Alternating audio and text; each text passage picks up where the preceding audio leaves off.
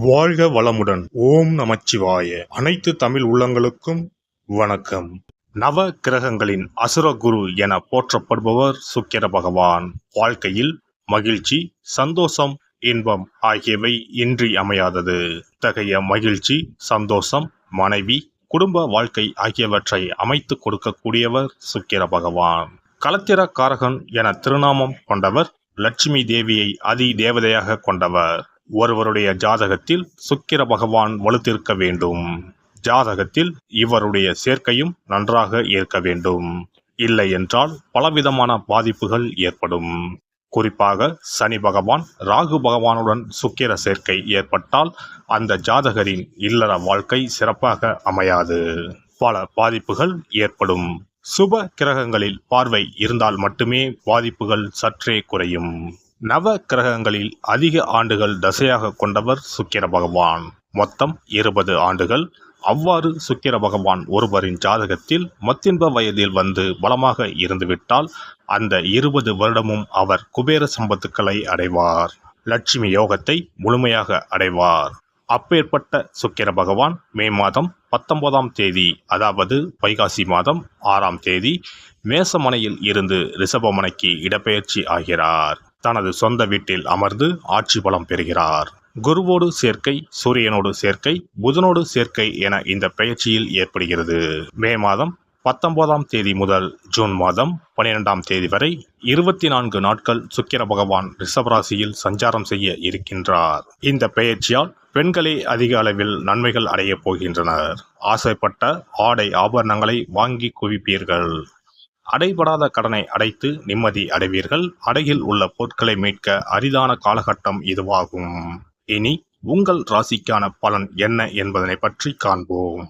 தனது உழைப்பால் வாழ்வில் வெற்றி கனியை ருசிக்கும் கன்னிராசி அன்பர்களே, இந்த பெயர்ச்சியானது நீங்கள் முயற்சி செய்யும் காரியங்கள் அனைத்திலும் வெற்றியை தரும்.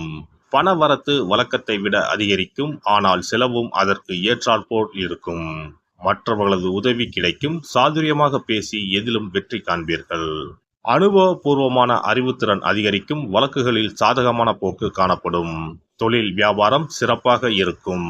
பேச்சாற்றலால் வாடிக்கையாளர்களை கவர்ந்து இழுப்பீர்கள். பங்கு மார்க்கெட் லாபம் ஓரளவு கூடும். பங்குதாரர்களிடம் இருந்து வந்த பிரச்சனைகள் அகலும். உத்தியோகத்தில் இருப்பவர்கள் செயல்திறன் அதிகரிக்கும். பதவி உயர்வு அல்லது புதிய பொறுப்புகள் வந்து சேரும். உங்களின் ஆலோசனைகள் மேலிடத்தால் அங்கீகரிக்கப்படும்.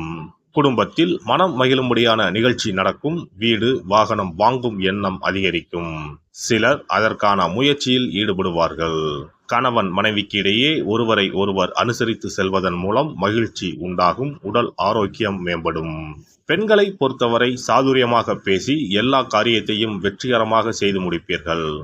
பணவரத்து கூடும். பொறுப்புகள் அதிகரிக்கும். அரசியல்வாதிகள் அனைவரையும் அரவணைத்து செல்வீர்கள். கட்சி மேலிடத்தின் கனிவான பார்வை உங்கள் மீது விழுந்து உங்கள் கோரிக்கைகள் அனைத்தும் நிறைவேறும். அரசு அதிகாரிகளும் உங்கள் நேர்மையான ஆலோசனைகளை மதித்து நடப்பார்கள். அவர்களால் உங்களின் செல்வாக்கு தொண்டர்களிடம் உயர்ந்து காணப்படும். கலைத்துறையினரை பொறுத்தவரை அனுகூலமான திருப்பங்கள் உண்டாகும். பாராட்டும் பணமும் உங்கள் உள்ளத்தை உற்சாகப்படுத்தும். சக கலைஞர்கள் நட்புடன் பழகுவார்கள். அவர்களால் உங்களுக்கு புதிய வாய்ப்புகள் கிடைக்கும். மாணவர்களுக்கு கல்விக்கான செலவு கூடும். சக மாணவர்களிடம் அனுசரித்து செல்வதன் மூலம் சாதகமான பலன் கிடைக்கும். நட்சத்திர பலன்கள். உத்திரம் நட்சத்திரம்.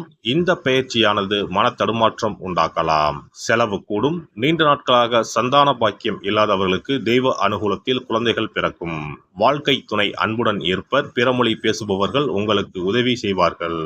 நீங்கள் பறிகொடுத்த பொருட்கள் மீண்டும் திரும்ப உங்களிடமே வந்து சேரும். ஹஸ்தம் நட்சத்திரம். இந்த பெயர்ச்சியானது தாங்கள் நினைத்ததை சாதித்துக் கொள்ள தகுந்த சூழ்நிலையை ஏற்படுத்தும். நீங்கள் இழந்த பதவி, நற்பெயர் மீண்டும் கிடைக்கும். எந்த முடிவையும் அவசரப்படாமல் நிதானமாக எடுக்க வேண்டும். சில வேண்டாத பிரச்சனைகள் உங்களை தேடி வரலாம். கவனத்துடன் இருக்கவும். சித்திரை நட்சத்திரம். இம்முறை நல்ல முன்னேற்றம் காணலாம். நீங்கள் இதுவரை பட்ட கஷ்டங்கள் விலகி நன்மையே நடக்கும். வீண் கவலைகளை விடுத்து உங்கள் கடமைகளை சரியாக செய்யுங்கள். நீங்கள் முயற்சி எடுத்து செய்யும் அனைத்து காரியங்களும் வெற்றி பெறும். நல்ல காலமாக இது அமையும். துளசியை ஐயப்பனுக்கு அர்ப்பணித்து வணங்க கடன் சுமை குறையும். வாழ்க்கையில் முன்னேற்றம் உண்டாகும். இனி சுக்கிர பகவானின் அருளை முழுமையாக பெற வெள்ளிக்கிழமையில் செய்ய வேண்டிய வழிபாடு என்ன என்பதனை பற்றி காண்போம். வெள்ளிக்கிழமை என்பது தெய்வ வழிபாட்டிற்கு உரிய நாளாகும். அதிலும் குறிப்பாக மகாலட்சுமியை வழிபடுவதற்கு சிறப்பான கிழமையாக கருதப்படுகிறது. நமக்கு செல்வத்தை வாரி வழங்கக்கூடிய மகாலட்சுமி தேவியும் குபேரனும் நம்முடைய பூர்வ ஜென்ம கர்ம வினைக்கு ஏற்ப பலாபலன்களை கொடுக்கிறார்கள். அதை அனுபவிக்க செய்யும் பொறுப்பு சுக்கிர பகவான் பார்த்து கொள்கிறார். ஒருவர் செல்வந்தராக இருப்பதற்கு ஜாதகத்தில் சுக்கிரன் அருள் கட்டாயம் இருக்க வேண்டும். சுக்கிரனுடைய அருள் பெற வெள்ளிக்கிழமையில் சுக்கிரஹோரை வரும் நேரத்தில் இவ்வாறு வழிபாடு செய்தால் சுபபோக வாழ்க்கையை அனுபவிக்க முடியும். ஒருவருடைய ஜாதகத்தில் சுக்கிரன் நீச்சம் பெற்றால் உடல் ரீதியான ஆரோக்கிய ரீதியான பாதிப்புகள் ஏற்படும். சொத்து சுகங்கள் எவ்வளவு இருந்தாலும் அதை முழுமையாக அனுபவிக்க முடியாமல் செய்துவிடும். பெரிய பெரிய பணக்காரர்களை எடுத்துக்கொண்டால் அவர்களிடம் எவ்வளவு காசு கொட்டி கிடந்தாலும் சுக்கிர தசை இல்லை என்றால் அவ்வளவு பணமும் வீண் விரயமாகத்தான் போகும். குறிப்பாக மருத்துவ செலவுகள் செய்தே சொத்துக்கள் அழியும் நிலை வரும். இதற்கு சுக்கிர பகவானுடைய வழிபாடு நல்ல ஒரு பலனை கொடுக்கும். சுக்கிர பகவானுக்கு வெள்ளிக்கிழமை என்பது உரிய தினமாகும். சுக்கிரன் அருள் பெற வீட்டில் வெள்ளி பொருட்களை பயன்படுத்துவது நலமாகும்.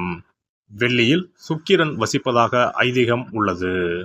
வெள்ளி பொருட்கள் கொண்டு பூஜை செய்தால் சகல சௌபாக்கியங்களும் உண்டாகும்.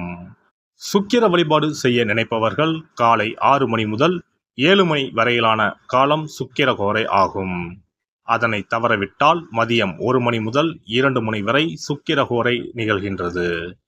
அதையும் தவறவிட்டால் இரவு 8 மணி முதல் 9 மணி வரையிலான சுக்கிரஹோரை நேரத்தில் வழிபாடுகள் செய்து பயன்பெறலாம்.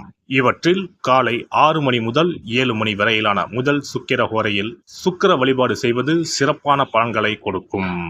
காலை முதல் மாலை வரை உபவாசம் இருந்து சுக்கிர பகவானுக்கு உரிய காயத்ரி மந்திரத்தை உச்சரித்து கல்கண்டு சேர்த்த சர்க்கரை பொங்கலை நைவேத்தியம் படைத்து வெள்ளை நிற பூக்களால் அர்ச்சனை செய்ய வேண்டும். சுக்கிர தசை நடப்பவர்களும் சுக்கிரன் நீச்சம் பெற்ற ஜாதகக்காரர்களும் இந்த வழிபாடு செய்வது சிறப்பான பலன்களை கொடுக்கும். சுக்கிர தசை நடக்கும் பொழுது சுக்கிர வழிபாடு செய்து வர வருமானத்தை சுகமான வாழ்க்கை வாழ்வதற்கு உரிய வகையில் பயணிக்க செய்யும். வீடு நிலம் வாங்குவது, ஆடம்பர பொருட்கள் சொத்துக்கள் போன்றவற்றை வாங்க வைக்கும். அதுவே சுக்கிரன் நீசம் பெற்ற காலத்தில் இந்த வழிபாடு செய்பவர்களுக்கு வீண் விரயங்கள் இல்லாமல் ஓரளவிற்கு வறுமையிலிருந்து பிழைக்கச் செய்யும்.